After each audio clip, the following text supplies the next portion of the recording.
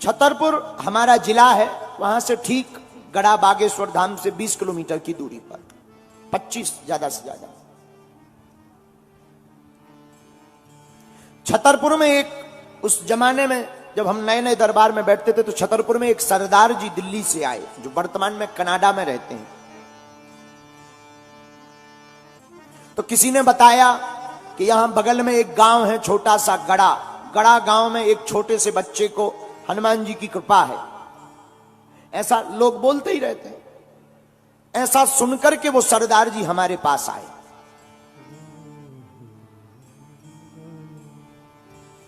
हम दरबार में बैठे हुए थे, 40-50 लोग बैठे थे। 10-12 पर्चा बनने के बाद हमने सरदार जी को बुलाया, आइए आपकी अर्जी स्वीकार है। सन्यासी बाबा की प्रेरणा से, हमारी तो कोई प्रेरणा होती नहीं, हम तो आपके जैसे साधारण इंसान हैं।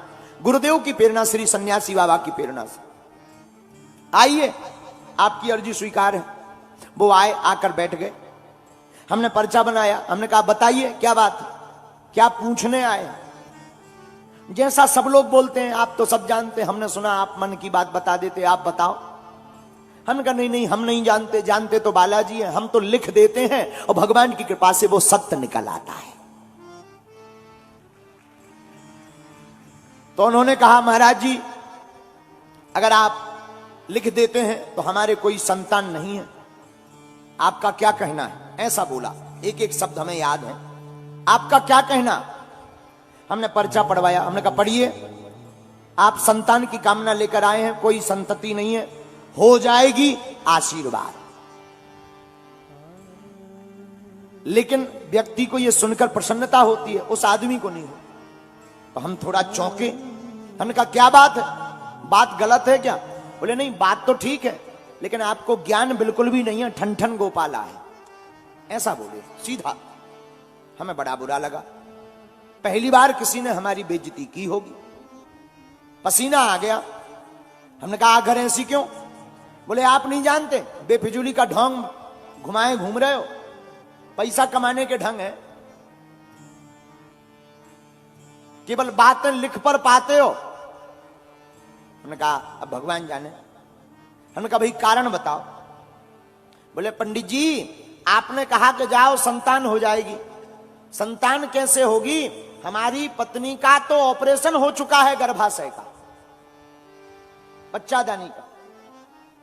अगर आप जानते होते तो ये भी देख लेते, और आपने तो आशीर्वाद ठोक दिया।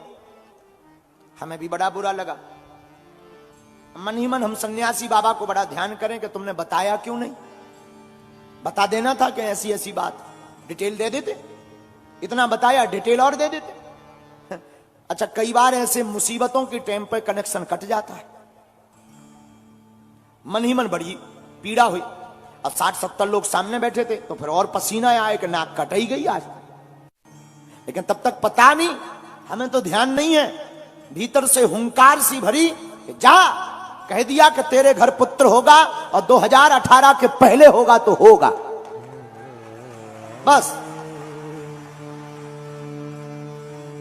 उसने वो पर्चा लिया और ऐसा एक टेबल रखी थी, टेबल पे रखा। बोले तुम नहीं जानते ठन ठन गोपाला, दें बड़े, चलो चिल्लाते, और ऐसा कह के चला गया।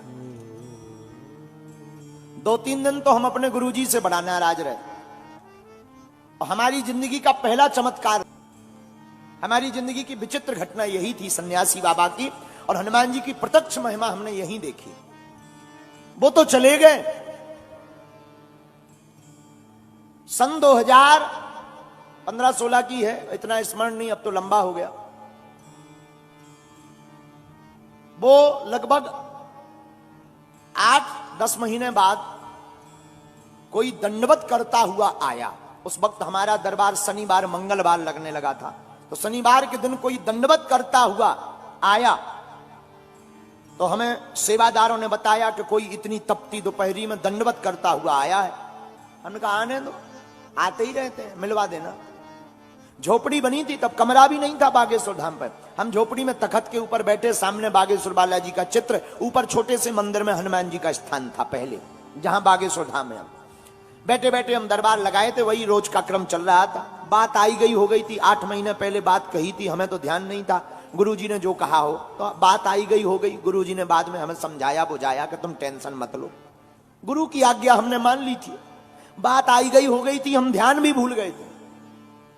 लेकिन वही सरदार जी 4-5 अपने परिवारजनों को लेकर के आए और उनके साथ में एक बड़े स्पेशलिस्ट डॉक्टर आंखों में आंसू भरते हुए रोते हुए बोले, गुरुजी आपने हमें पहचाना? हमने कहा हमने पहचाना, आप हमको उल्टा सीधा बोल करके गए थे जिनका गलत पर्चा बन गया था। आंखों से झरझर आंसू बहते हुए फबक फबक कर रोने लगे और जमीन पर सिर पटक करके हाथ फटकारने लगे। बोले, गुरुदेव हमें क्षमा कर दो, और हम बड़े आश्चर्य में हैं। डॉक्टर को हम साथ लेकर आए, हमारी धर्म पत्नी 4 महीने से गर्भवती है।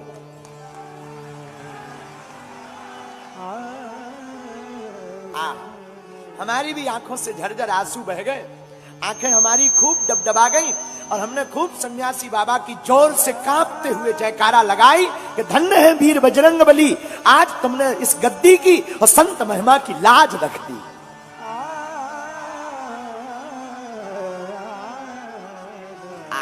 बिल्कुल सत्य घटना हम आपको बता रहे हैं। महाराज जी, वो डॉक्टर जो आए थे वो बोले, महाराज जी ऐसा संभव है? हमने कहा तुम डॉक्टर हो, तुम बताओ, हमें तो कुछ पता नहीं है, हम तो कह देते हैं, बाकी करने वाले वो बैठे हैं। महाराज आपको सुनकर बड़ा आश्चर्य लगेगा, भगवान की कृपा से 2017 में ही उसको पुत्र रत्न की प्राप्ति हुई और हमें आज भी हमारे नाम पर कुछ भी नहीं है, लेकिन एक मोटरसाइकिल आज भी हमारे नाम पर है, आई स्मार्ट गाड़ी, और हमें अपनी जिंदगी का पहला दान आई स्मार्ट गाड़ी के रूप में मिला था। एक ही गाड़ी हमारे नाम है, बाकी हमारी कुछ है नहीं, सब चेला चपाटों की है। एक गाड़ी हमारे नाम है आई स्मार्ट, वो उसके पुत्र होने पर उसने अपनी तरफ से हमें दी थी। आज उनका बालक 5-6 साल 7 साल का हो गया है, कनाडा में रहता है और भगवान की कृपा से खूब जय जयकार है। उसके बाद फिर पूरे क्षेत्र में चहुं दिश चर्चे चले, बातें चली। तब हमने एक दिन अपने गुरुदेव से पूछा कि हे गुरुदेव, उसके तो गर्भाशय नहीं था, क्या संतान संभव है? बोले, बेटा भजन में बहुत ताकत है, अगर नाम कीर्तन बहुत ज्यादा हो तो हनुमान जी बस में हो जाते हैं, और बस में हो जाते हैं तो उन्हें कृपा लाज रखनी पड़ती है, भक्त की जबान को पूर्ण करना पड़ता है, ये भगवान का दायित्व है। इससे हमने मान लिया कि बसत्व नाम की सिद्धि से इंसान तो छोड़ो, अब आप देवताओं को भी नाम जप करके बस में कर सकते हैं।